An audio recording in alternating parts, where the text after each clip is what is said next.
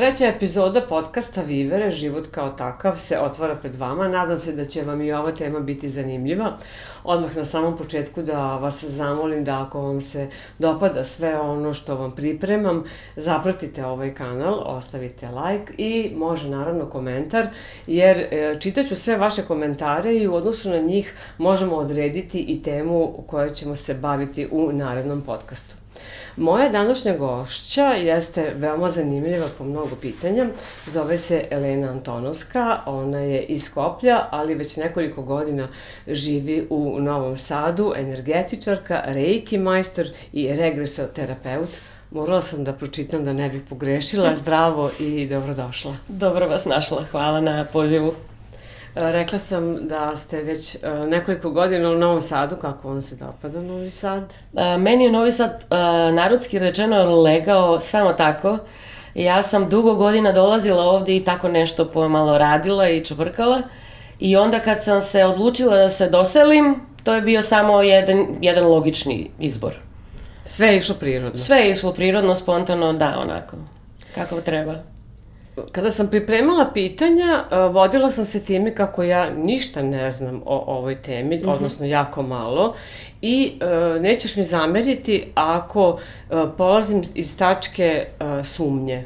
Jeste, dobro. Neke normalno. Predrasude, budući da svi mi koji malo znamo o nekoj temi, to je neka prva asocijacija, tako da kako bi ti objasnila, kako na porodičnom ručku objasniš nekome ko čuje da si energetičarka, šta kažeš, šta odgovoriš? Prosto i meni je ponekada teško da objasnim to, jer je prilično kompleksno, ali u isto vreme i jednostavno. Često im kažem da radim sa nevidljivim svetom koji utiče na vidljivi, a to je na život. I ako sam onako baš raspoložena nešto, krenem da im objašnjavam da radim na svim nivoima bića, znači od telesnog do energetskog, i taj ceo sklop pomaže da se ljudi vrate sebi i da žive neki autentični život u zdravlju. Kako reaguju na takvo objašnjenje? Pa neki traže više objašnjenja, a nekima to sasvim logično zvuči, zavisi od ličnosti, s kim pričam. Kako si uopšte došla do te tačke? Da li je to neka odluka ili život te odveo ka tome?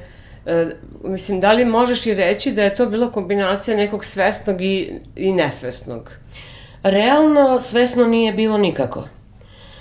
Znači, ono je mene našlo, bukvalno, jer prosto povedena nekim životnim iskustvom koje je bilo izazovno. Ja sam prilično matora, bez obzira kako, izgledam. Nikada to ne bih rekla. Da. Ne. Znači, imam veliko životno iskustvo koje je imalo izazova, koje nisu bili logični za ovaj život. Znači, ja ničim izazvano sam proživljavala raznorazno nasilje, izazove u društvu, u socijalnom životu, u životu uopšte emotivno gledano. I onda sam tako upala u taj svet, prvo u taj svet energija, koji je mene bukvalno našao, jer ja kad sam ušla tamo i krenula to da radim još na samoj edukaciji, znači na samom početku, meni je to bilo kao da sam došla kući. Bilo je iznenađujuće za mene, jer nije bilo očekivano. Ja sam dete iz porodice koja je otac vojno lice, majka profesorka hemije i biologije. Egzaktno. Ja sam IT-evac, znači nije da sam sad nešto nerazumna u tom ili nepragmatična. Tako da leglo mi je i tu je sve krenulo. Što je bilo najzanimljivije, ja sam odmah krenula time da se bavim. Znači, kao da sam to radila godinama. Što bi se reklo da je to znanje neko, nije samo možda iz ovog života, nego je neko prenešeno znanje koje se gomilalo ili akumuliralo životima.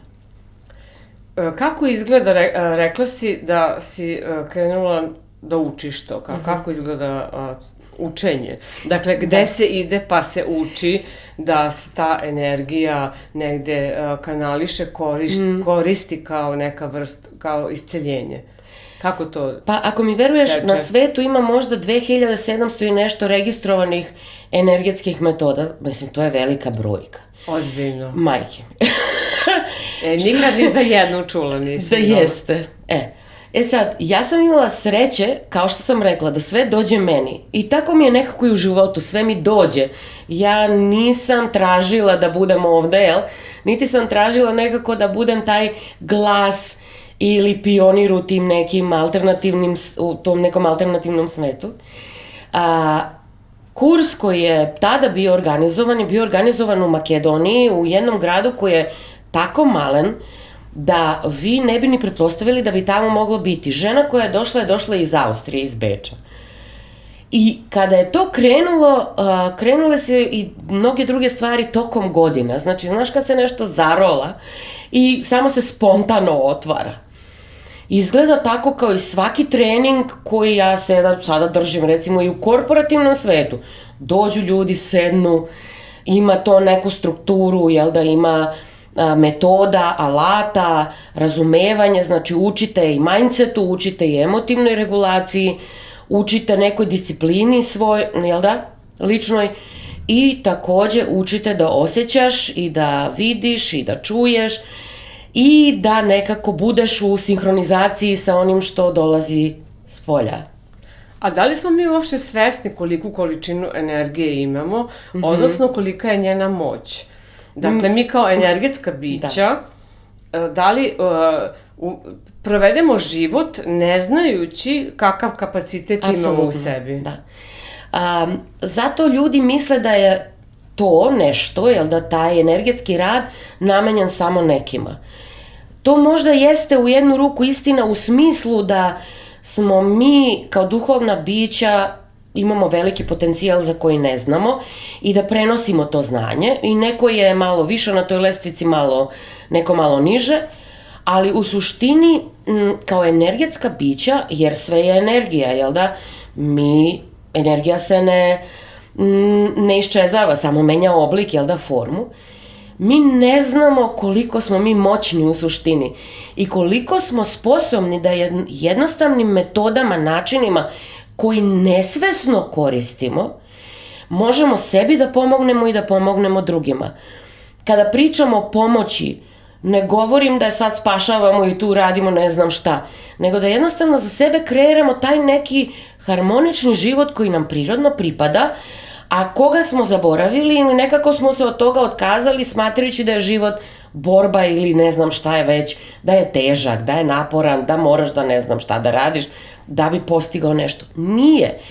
Jedina stvar koja može da nam omogući taj harmonični život jeste samo biti u skladu i naučiti kako tu energiju koju posjedujemo kanalizirati i usaglasiti sa nama samima, otkriti ko smo mi u stvari. Mi ne izmišljamo toplu vodu, mi se samo vraćamo sebi. To sam upravo htjela da kažem. Dakle, da li je taj neki prvi čovek, hajde da tako kažemo, to neko nulto biće, u stvari više umelo da prepozna energiju i živelo u skladu sa energijom koju posjeduje, a i koju osjeća u prirodi u odnosu na nas, gde mislimo da kao savremeni čovek je mnogo bolji i u svakom smislu savršeniji. Da li je to to? Dakle, vraćamo se sebi, vraćamo se nekako prirodi. Postoje puno priča koje su na nivou legendi, to sad možemo da debatiramo da li je istina ili ne, ali ono što je sigurno i što sam osetila i videla kod sebe i kod drugih ljudi jeste da mi, prvi čovek koji je napravljen i da li je napravljen ili je došao ili šta god već, postoje zapisi i razumevanja da je on bio veoma moćno biće u smislu da se bavio energetskim radom prirodno. Znači, bili su sposobni i ti ljudi za telepatiju, telekinezu, teletransportaciju ili šta god već. Znači, kao u naučno-fantastičnim filmovima koji mi gledamo, u stvari, verovatno su istina, jel? Oni su znali, kako bih rekla, nauku i umetnost manifestacije fizičkih stvari u realnosti i kažu isto tako da je naša DNK imala 12 niti umjesto 2 koje mi sad imamo. Kao da smo mi sada, da izvinete, retardirani. Znači, kao da smo se unazadili. Kao da smo se unazadili tokom razvoja civilizacije i tehnologije. Šta to znači? Da znači da smo se udaljili od svog duhovnog dela, od onoga što nam je prirodno. Postali smo ne toliko empatični kao što treba da budemo. Nekako pobegli smo u civilizaciju umjesto da ostanemo u kontaktu sa prirodom i sa onim što se u njoj dešava, koja nam u stvari i omogućava da živimo u skladu. Mi se najbolje osjećamo kada smo na polju, kada smo između drvećem, na nekoj vodi, odmaramo sebe, prizemljavamo se i tako dalje. Ako ništa drugo, barem da se regenerišemo, od svakodnevne žurbe i života koji smo prihvatili, Da li je moguće da nam sad daš neki primjer? Da te vratim na moje prethodno pitanje. Rekla si da su te neke metode kojima mi usklađujemo sopstvenu energiju sa spoljašnjim svetom i dovodimo sebe u neki balans, vrlo jednostavne. Jesu. Da li, ajde sad, molim te, pa ajde da krenemo. Daj neki savjet, za one koji nas gledaju, kako, bar nešto. Ajde da krenemo od onoga što već radimo. Šta mi radimo kada se udarimo? Kada se udarimo? Recimo, udarim lakat. Jel? Užas. Užas, jel da? Uvek se uhvatim za lakat. Dakle, uhvatim se za lakat. Struja kroz celo telo prođe. Tako. Znači, uhvatim se za lakat. I to je najjednostavniji način rada sa energijom, koji je u stvari i reiki metoda nekako uzela za primer, jel da? Polaganjem ruku na određenim delovima tela mi u stvari nekako naučimo da se negujemo i da telu pokažemo da je voljeno. Samo zaceljujemo. Da, samo zaceljujemo. Prirodno. Uzmite, na primjer, ako ste anksiozni, recimo stavite levu ruku ispod grudnog koša, a desnu ruku na srce. I ostanite tako 5 minuta. U nekom ležećem položaju, u nekom miru? Da, u nekom miru. Dišite duboko i držite tu ruke. Vidjet ćete da ćete se smiriti. Jer svaka emocija ima negde 90 sekundi trajanja. Pa to nisam znala. Ali mi je produžimo. Mi je produžimo. Znači, taj fokus na disanje i fokus na dodir tela. Sa ljubavlju, da smo tu prisutni sami sa sobom, pod broj 1, radi nešto za nas što mi jednostavno nema cene, ne možemo to da platimo. Sa druge strane, naše telo je električni provodnik, jel tako? Znamo, fizika. Nervni impulsi su struja. Naše telo proizvodi elektromagnetno polje. To znači da kada mi radimo, recimo, čak i da ne stavimo ruke fizički na telo, nego da ih postavimo iznad tela, naše elektromagnetno polje sprovodi struju kada sam ja usmerena na njega. Pravi promenu u frekvenciji. Znači, ta ljubav, to negovanje pravi promenu u frekvenciji i rastvara lagano blokade. Možda nekada treba više vremena, nekada manje, ali da, dešava se.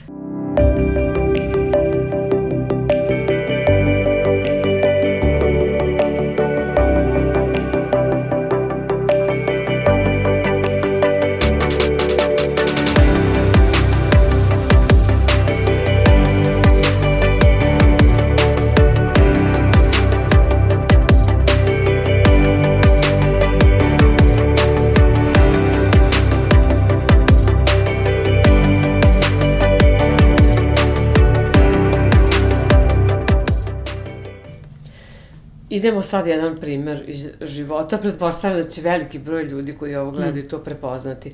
Dakle, svi mi u blizini imamo osobe za koje možemo reći da su energetski vampiri. Ljudi, znate, kad ne možeš da prepoznaš šta se u stvari dešava, ali osjećaš... Da te troši. Tako je, da ti neko crpi energiju. Ok. Sad, da li je to neko koga si ti odabrao, prijatelj, partner, ili je neko ko ti je dat krvnim srodstvom, kako se, ne mora biti reč osloboditi, kako se zaštititi, ajde da to tako kažem. Ok. Napraviti tu neku barijeru. Ok. Ajde počet ću od nečega što je veoma važno razumeti. Znači u ovom životu sve što nam se dešava je zasluženo. I dobro i loše. To znači da nema nešto što nam je dato. Mi smo to zaslužili. Čak i da imate dar i to je zasluženo. Ok. Znači ti ljudi su tu da nas nešto nauče. Postoje nekoliko slučajeva kada naš sistem dozvoljava trošenje. Jedan slučaj jeste da mi imamo otpora prema tome. Znači, ne delujemo prema tim ljudima iz pozicije ljubavi, nego delujemo iz pozicije otpora ili negativne emocije koju stvaramo zbog nečega. Da, ta osoba me nervira, dovodi me u stanje anksioznosti. Da, tako je. Sa druge strane, drugi slučaj jeste da je sistem tako napravljen da jednostavno služi kao čistač ili kao katalizator ili energizator ljudi oko sebe. Znači, u prvom slučaju ono što mi bi trebalo da naučimo jeste da prihvatimo te ljude pod broj 1 takvi kakvi jesu i da u stvari oni ne znaju bolje i da čim oni od nas uzimaju energiju, ta energija je njima potrebna. A mi imamo energije da im damo. Znači, lekcija ovde jeste da ja iz ljubavi dozvolim da kroz mene teče još više energije i da njima to dam, a da naučim da se zbog toga ne nerviram. Ali ja ne želim da dam tu energiju.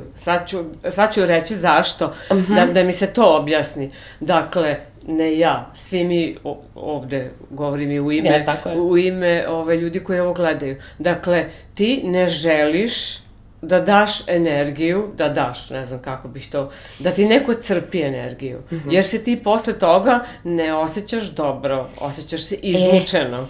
Ne osjećaš se dobro zato što se boriš protiv toga. Ja zato kažem, prihvatiti ih, znati da je to tako, dozvoliti to da bi ja imala dovoljno energije da se sa njima nosim i da naučim da je to njihova priča, a nije moja, jel? I da jednostavno iz mira ne dozvolim da to utiče na mene. Jer gledajte, morate biti svesni kakva se igra u datom momentu između ljudi. Igra uvek postoji pošto mi živimo na takvoj ljudskoj realnosti. Ja neću da igram tu igru, ok, međutim nekada, posebno sa porodicom iz koje dolazimo, sa partnerima, sa decom, sa ljudima koji nam daju najveće lekcije, to je zasluženo. Znači, mi imamo neke neraščićene stvari. Znači, treba biti jasno koja se igra tu igra i iz koje pozicije. Ako ja nešto dugujem, ok, onda ajde da vidimo šta ja to dugujem. Najlakši način je to vratiti kroz energiju, a ne da vam ne utiče na život. Ne znam da li me razumete. Razumem. Znači ono što ja mogu da radim je da imam više energije kako bi ta energija tekla i bila tu za druge ljude. Ne borim se protiv toga jer što se više borim, toliko me više crpi. Upravo to. Da. Znači ja mogu da ih volim takvi kakve jesu i ta ljubav dozvoljava da se više energije spusti u moj sistem. Dobro, evo, nadam se da su ljudi to Ima jedna druga stvar, jeste. Slušam. Energetski gledano, između nas, kroz svaku interakciju se stvaraju neke energetske veze. Mi za to ni ne znamo. Kad pomislite na nekoga, kada pričate o nekome, kada osjećate nešto prema nekome, kada radite nešto sa nekim, uvek postoji ta energetska veza. U energetskim metodama postoji alat presecanja energetskih veza. To radite svaki dan, slobodno možete uštediti neki, gram energije. Negde sam pročitala da čak i kada vam se neko ne dopada, da li to na poslu, da li ste na šalteru, sad dajem onako svakodnevne primere, što vi više razmišljate o toj osobi, odnosno o toj situaciji, o tome šta vas je iznerviralo, vi u stvari hranite energetski to. Apsolutno. I to vas još više uvodi u to neko stanje crpljenja, ali je nekada vrlo teško preseći to, Jeste. sad biti svestan kao sad, ok, neću misliti o toj osobi koja me je iznervirala, prestaću da je hranim sopstvenom energijom i ona će prestati da postoji, mislim da postoji u mojim mislima, da me opterećuje. Da li je to približno objašnjenje? Jeste. Uvek kada delujemo iz ego pozicije, mi imamo te misli, imamo te emocije. Znači, ako uspemo da iz ego pozicije uđemo u poziciju srca, odnosno ljubavi, u poziciju duše, shvatit ćemo da je sve tako kako jeste, što kaže jedna moja učenica, sve ima pravo da postoji. Kao takvo, ima svoju funkciju. Mora da ima nešto. Znači, ono što nama nedostaje i zašto se to nama stalno dešava sa raznoraznim ljudima i pravimo filmove i objašnjenja i racionalizaciju, jeste što mi nismo u miru. Kada je čovek u miru sa sobom i zna ko je, šta je, zašto je tu, šta radi, nikomu drugi ne može smetati. Jer prosto fokus nije više eksteran, nije na druge ljude, nego na ono što ja ovde treba da doprinesem. Kao što ti doprinosiš ovim podcastom, to je tvoj posao. To ti treba da daš ovom prostoru ljudima, jel da? Tako. Mi treba prvo sami sa sobom da raščistimo, a onda sa drugim ljudima. Kako se Reiki uklapa u celu priču sa energijom? Da li se on nadovezuje na sve to? Reiki je samo jedan alat. Ja poznajem mnogo energetskih metoda i tokom godina sam nekako razvila i svoj način, neki koji kada sa ljudima radim. Reiki je samo jedan alat i je najbliži ljudima. Kako bi ga ti opisala? Šta on u stvari... Šta on radi, ja? Tako je, i na koji način? Kao što sam rekla malo pre, znači dodirom ili pozicioniranjem ruku na određene delove tela, mi u stvari energizujemo naše telo, naš sistem ceo i time dozvoljavamo da sve što ne pripada nama, svaka blokada, jel? Svaka emocija koja je niska, odnosno negativna, svaka misao koja meni nije korisna, jel da, ograničava me nekako, bilo kakav disbalans da dođe na površinu, da se oslobodi i da omogući da mi uđemo u neko stanje harmonije i mira. Veoma jednostavna, nežna, ali veoma moćna tehnika. I ono što me je Reiki naučio, na primer, i hvala mojoj mentorki, mojoj masterki, kako se to zove, ona je uvek govorila, jednostavnost je ključ. Znači, što je stvar jednostavnija, toliko više posao radi. Ljudi je vole jer jednostavno na svoj način, u svom ritmu, svojim tempom dođu do sebe, odnosno do onoga što žele. Kako? Šta je potrebno da evo sad mi koji to ne znamo, nismo Reiki majstor? Da, potrebno je raditi recimo Reiki sesije svaki dan. To rade ljudi koji uče, jel da, energetske metode, među kojima i Reiki. Odnosno, potrebno je sebi posvetiti vreme i prostor, dogovoriti se sa sobom, jel da u kontinuitetu svaki dan obratim pažnju sebi, negujem sebe, radim Reiki sesije i ono. Da li to znači sad neka vrsta mantre, ponavljanja nečeg ili samo dovođenje sebe u neko stanje kako Reiki mira, izgleda, mogu da vam objasnim. Jedna Reiki sesija, je li to pitanje? Naprimer, kako ljudi rade Reiki? Sede ili leže, mislim, to je najlenja tehnika koju ja poznajem u životu. Odlično. Da. I onda daju nameru gde daju sebi energiju ili Reiki, jel, za svoje najveće dobro i za svoj viši cilj. I onda kreću po pozicijama. Reiki ima 12 osnovnih pozicija. Svaka pozicija za početak, jel da, traje 5 minuta. Na primer, držimo 5 minuta ruke na očima, pa na slepočnicama i tako na potiljku, jel se tako kaže, na grlu, na grudnom košu, tako dalje. I to traje negde sat vremena za početak. I onda zahvale se, ustanu i teraju sa svojim danom. I tako svaki dan. Sami sa sobom. Pretpostavljam da vi, to jest da ti primenjuješ tu metodu. Kako se vidi rezultat? Kako se vidi rezultat? Rezultati se vide praktično, znači tu nema uopšte mistike ili nečega ne znam šta. Kako se vidi, znači na primjer ako dođe neko sa anksioznošću, smiri se tokom vremena. Ako imaju neke fizičke bolesti, jer imam različitih primjera, verujte mi, znači, ako imaju fizičke bolesti, generalno se fizičke bolesti izgube, da ne kažem leče.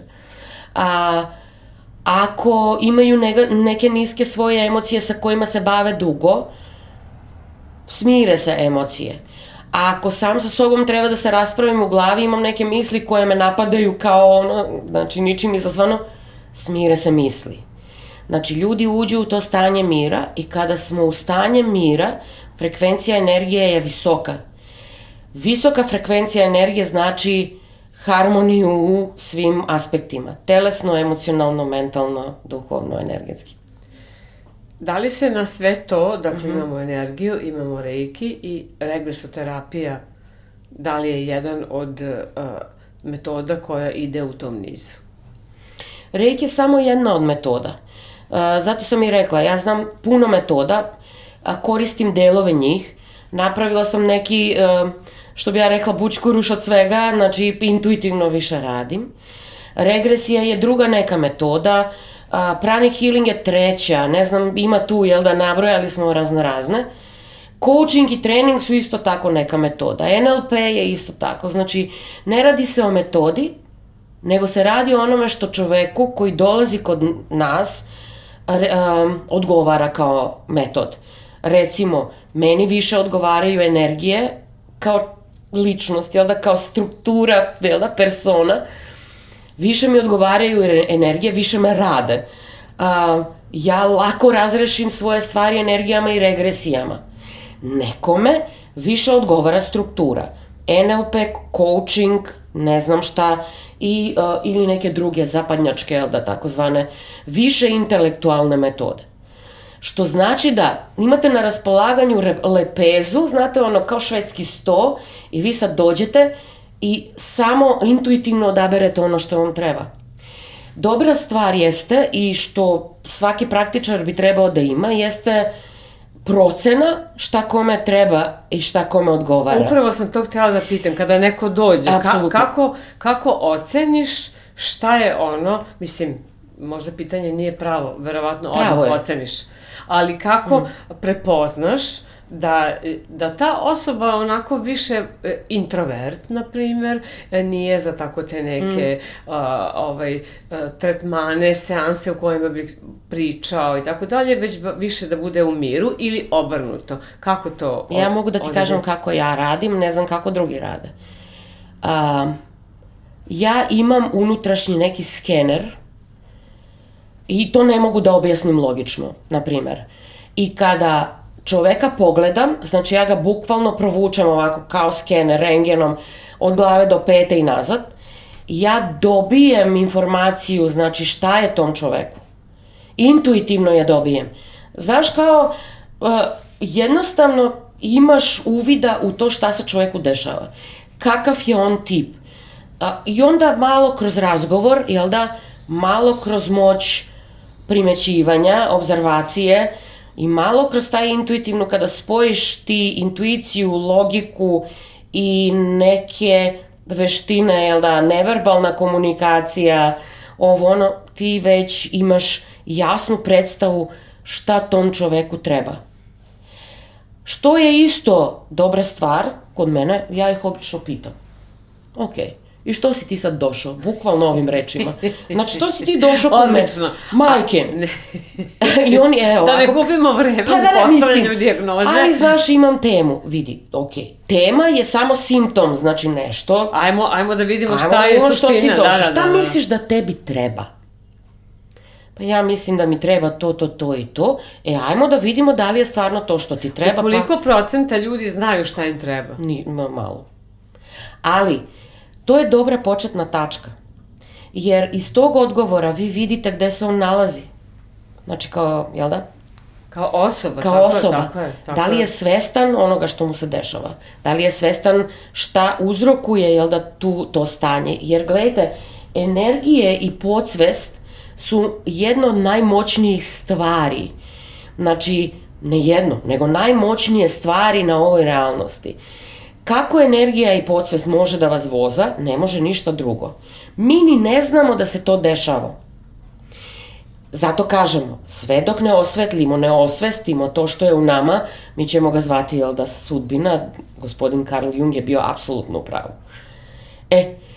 Znači, vi vidite gde se on nalazi i onda mu pomognete da dođe, podržite ga da dođe, možda kroz coaching neka pitanja, kroz coaching razgovor, kroz osvešćavanje nekih suprotstavljenih, jel da, strana, da dođe do odgovora koje mu trebaju.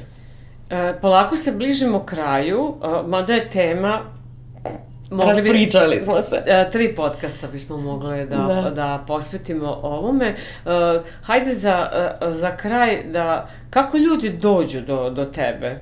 Dakle, kako se dođe do te tačke da kažeš aha, mislim da sad meni treba energetičarka i neko ko će mi dati neke alate da pomognem sebi?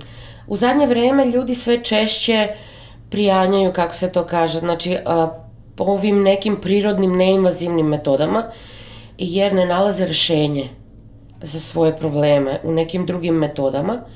Ja radim ovo već 20 godina.